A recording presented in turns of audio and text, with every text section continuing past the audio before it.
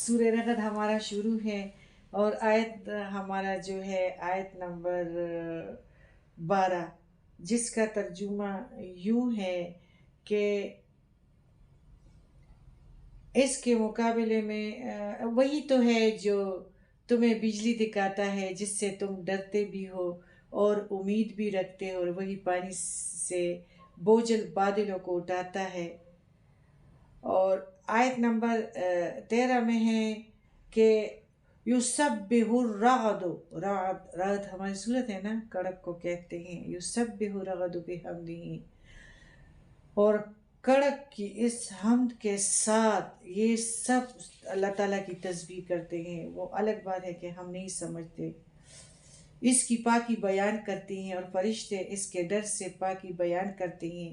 وہی گرنے والی بجلیاں بھیجتا ہے، اسی پر ہی گرتے ہیں جس پر وہ چاہتا ہے، حالانکہ وہ اللہ کے بارے میں جھگڑا کر رہے ہوتے ہیں۔ فی الواقعہ اس کی تدبیر بڑی زبردست ہے۔ اللہ تعالیٰ دعاؤں کو بھی سنتا ہے، تدبیر اور تقدیر، اور اللہ تعالیٰ دعاؤں کو سنتا ہے اور شرک سے پاک لوگوں کی آوازوں کو سنتا ہے۔ اللہ تعالیٰ ان کی حفاظت فرماتا ہے،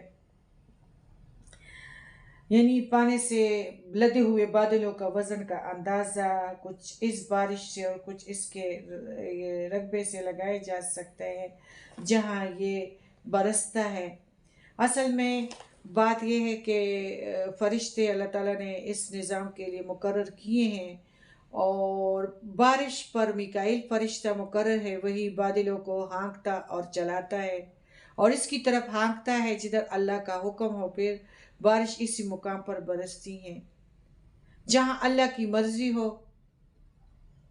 اسے میکائیل علیہ السلام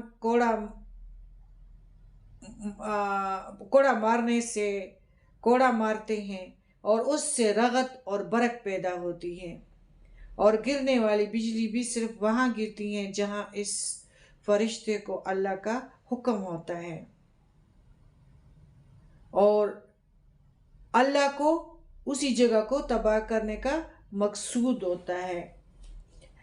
ابو ہریرہ رضی اللہ تعالیٰ عنہ فرماتے ہیں کہ نبی کریم صلی اللہ علیہ وآلہ وسلم نے فرمایا، ایک آدمی جنگل میں جا رہا تھا، اس نے بادل سے ایک آواز سنی جسے کوئی کہہ رہا ہے کہ جا فلاں شخص کے باغ کو سیراب کرو، فلاں شخص کا نام ہے یہ۔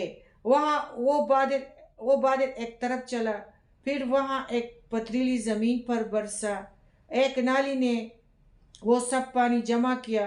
وہ آدمی اس پانی کے پیچھے پیچھے چلا، آگے چل کر اس نے دیکھا کہ ایک آدمی اپنے باغ کو سیراب کرنے کے لیے بیلچہ سے اس کی نالی درست کر رہا ہے۔ نالی درست ہوئی تھی کہ بارش کا یہ پانی وہاں پہنچ گیا۔ پیچھے پیچھے چلنے والا یہ شخص اللہ کی قدرت پر بہت حیران ہوا اور باغ والے سے پوچھا، اللہ کے بندے تمہارا نام کیا ہے؟ اس نے وہی نام بتلایا جو اس نے بادلوں سے سنا تھا۔ اب باغ والے نے اس شخص سے پوچھا، اللہ کے بندے تم میرا نام کیوں پوچھتے ہو؟ وہ کہنے لگا، میں نے اس بادل سے جس کے پانی سے تو اپنا کھیت سیراب کر رہا ہے یہ آواز سنی تھی کہ جا کر فلاں شخص کے باغ کو سیراب کرو، اس میں تمہارا ہی نام لیا گیا تھا۔ اب تم یہ بتلاؤ کہ تمہارا وہ کون سا عمل ہے جس کی وجہ سے اللہ تم پر اتنا مہربان ہے؟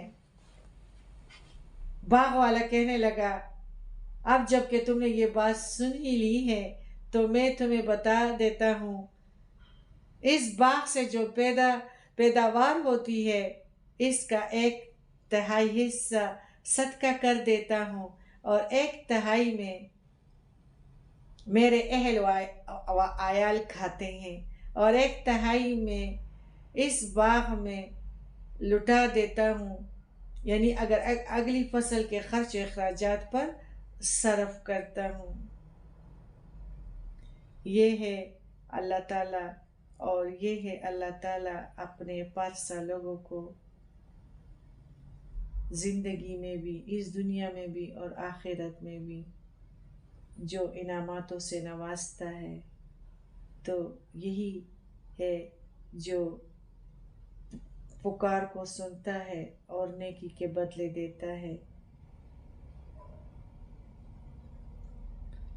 اللہ تعالیٰ ہی ہے کہ انسانوں کی مجبوریوں کو مٹاتا ہے اور اس کو بہت ساری چیزوں سے نوازتا ہے، لیکن تب کہ ہم قرآن اور سنت کی روشنی میں رہیں تو انشاءاللہ اسی طرح ہمیں سورج کی جانب سفر کرنا ہوگا، اور روحانی تعلیم بھی ہمیں ملتا ہوگا اور سایوں میں رہیں گے۔ یہی قانون ہے پارسا لوگوں کے لیے، اور ان کی زندگی بھی آسان اور آخرت بھی آسان۔